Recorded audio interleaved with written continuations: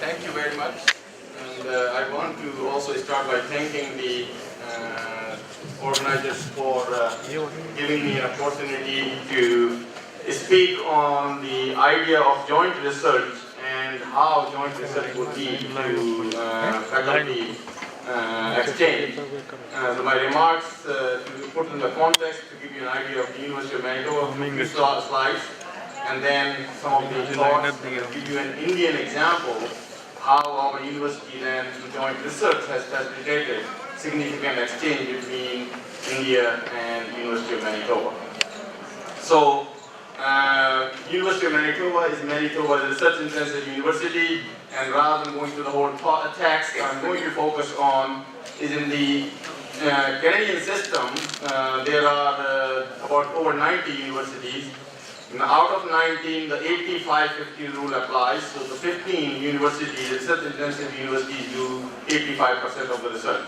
So University of Manitoba is one of the U15 universities and is responsible for attracting most of the research funding from outside of the province to the province, and works very closely with many organizations which are located in the city of Winnipeg. Those groups together, along with the University of Manitoba, bring in about $165 million in research funding from outside agencies on a completed basis. Most of that funding then comes from the federal government or the provincial government, and as you can see, major share comes from the federal government. Then the other organizations, that would be the private sector, so industry will provide that funding, or international organizations. And then 20% come from our provincial government.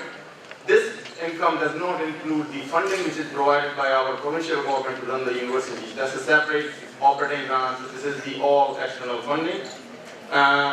Our university being a comprehensive university, and one way I describe rather than going through list all of the faculties, one way is we offer program from archaeology to zoology.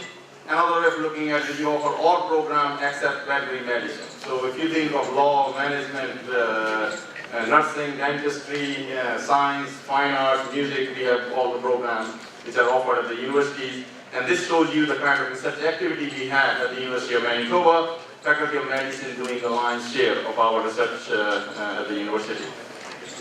Another way of looking at it is what the outcome of the research is then the commercialization or the technology transfer. And these numbers here show you, I think the number you want to focus on is the patent applications filed by the university, and we average around between 50 and 60 applications on a yearly basis. Another way of looking at it is the royalty income, and this is the royalty income and we normalize per million of the research funding, so that gives you the ranking of the universities, and this is basically referring to the U15 universities. Another way is the amount of research income required to give an individual license, so that gives you the University of Manitoba in the upper half of the spectrum. So coming back to then the universities in today's world, what is expected of the universities? Certainly the quality of life and the standard of living are directly linked to our ability to create knowledge and to innovate. And research is then the primary source of those new ideas. But above that, not only research generates the new ideas, but research is also the training ground for highly qualified personnel. And these are the people who are going to do masters and doctoral and postdoctoral fellowship. Without research, that training is not possible. So it is training for highly qualified personnel. In the Canadian context, about 1/3 of all research in the country is done at the universities, and most of that research is done at research-intensive universities. And as I said, 85% of that 3% research is done by 15 universities. So when we say research, you can very narrowly define. When you can say it's basically the research which happens in the lab. To me, it is a well-planned, executed, analyzed, and synthesis investigation around an issue in any field. And when I say any field, including natural, social, and health sciences, engineering, humanities, and those issues are the ones which you are solving deal with the 21st century. So research is defined in the broadest context as research, scholarly work, and creative activities, and any of those then fit into the research spectrum. Joint research then is to bring in the researchers, the scholars, artists, historians, humanists, to discuss, plan, execute, synthesize, disseminate their work together in joint research.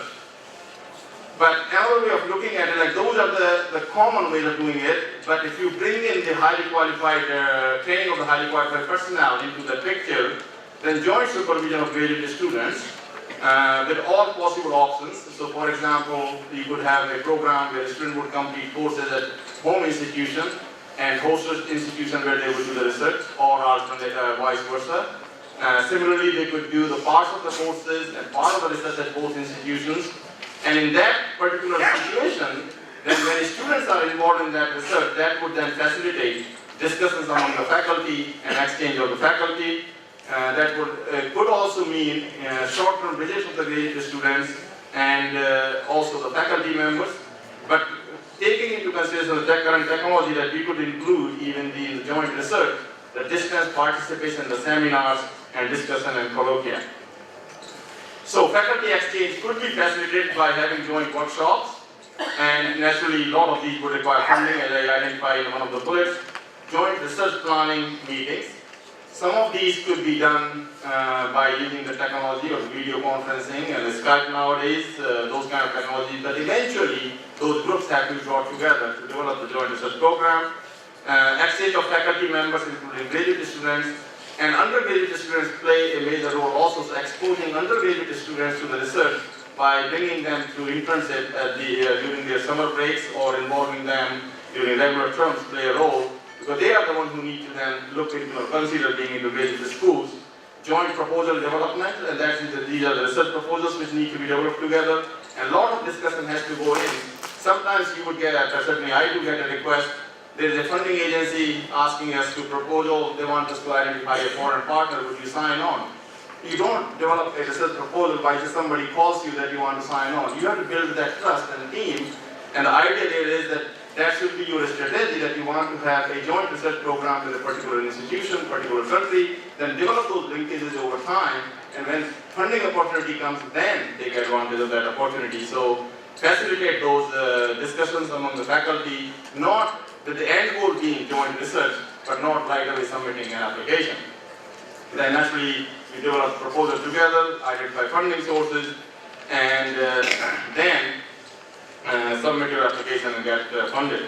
And I certainly want to emphasize the use of technology, which could be used for both joint teaching and a lot of these meetings and discussions.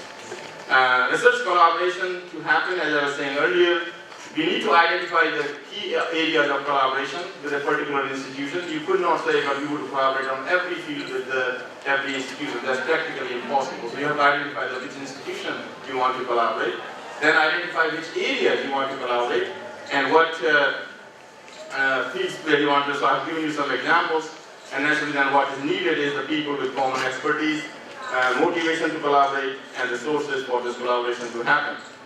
So coming back to University of Manitoba in India, I'm not going to read the list, but we have agreements with 23 different institutions, and these are just some of the names listed here. With St. Xavier College in Kolkata, we had an agreement, and that agreement then resulted into exchange of the faculty and student, and primary focus in that is in the environmental studies area. And we have emphasized in that MOU that faculty members from both institutions have to visit. Typically what happens is it becomes a one-way exchange. The faculty members from India might go to our university, but our professors don't go. So we require the one-on-one exchange. If one person is coming from India, one of our staff members has to volunteer to go, and we spend the equivalent time at that institution. And we encourage that by providing funding, because our researchers would say, I don't have travel funds, so my office would then provide the funding for that to facilitate that to happen. So we encourage that, and our people have done. Similarly, we do the exchange for the students. If 10 students are coming from that college, we send our 10 students to that college. Now, that's, I would say, it works for our 90% of the time. Like we might have 9 versus 10 rather than 10 students. An example is, another example is where we have trained close to 200 professors and the students have exchanged between India and University of Manitoba is through our very large program on HIV/AIDS, which was focused in Karnataka, Maharashtra, and Andhra Pradesh. And under that program, the professors have gone to the University of Manitoba, our professors have come here, The students have gone there, our students have gone there, they have written joint publications and developed program science around that whole area. So I'm not going to read the whole details, but just give you an idea. So in the interest of time, thank you very much.